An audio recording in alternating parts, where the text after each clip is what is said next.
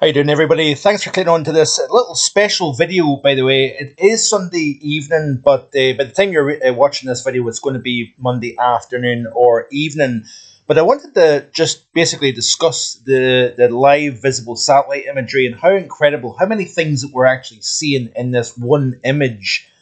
And I just wanted to share this with you because, basically on this image, you can see the marine layer along the California coast. So obviously you've got the cold California current that runs down the west coast of America.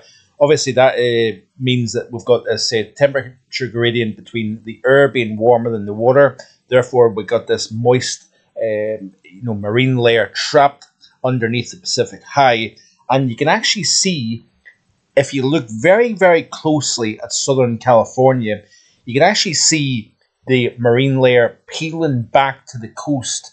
So it's over the LA basin to start with. Then as the land heats up, that marine layer peels back to the coastline as we see the temperatures rising over the inland areas. We've got an area of low pressure, a baroclinic low, that's dropping out of central Canada into the northern half of the United States.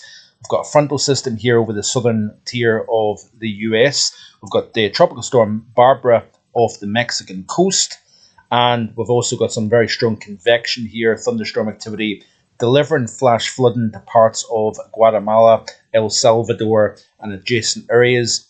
If you then head out over the Atlantic, you can't really see it overly clear, but we've got a thick mass of Saharan dust that has been traveling from Africa to North America. That has been an ongoing thing, really, over the past week to 10 days or so. You can see the convective line. So we've obviously got the intertropical convergence zone where the trade winds meet.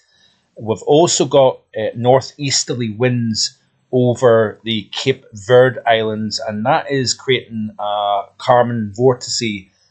So essentially, basically, the atmosphere acts like what we see in rivers and waters. Boulders in the water then mean that the water has to go around that boulder. And it's the same with the atmosphere. Essentially, you've got the atmosphere as a fluid, and you can see where the clouds kind of run around these islands within the Cape Verde archipelago, and it very nicely shows up on visible satellite imagery, as can be seen here. Another interesting aspect is strong southwesterly winds aloft, but underneath we've got strong easterly trade winds. So that is obviously representative of shear, where you've got different wind direction and speed with height.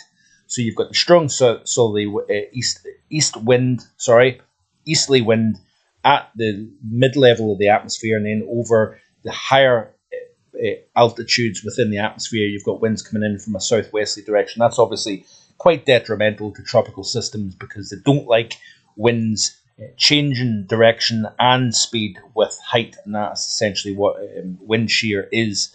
But I wanted to just basically very briefly discuss all that's going on within this one small animation. The detail's incredible, but I hope you found this of interest. If you have, be sure to hit that like button, leave a comment, and also hit that subscribe button as well. See you shortly with the European Outlook.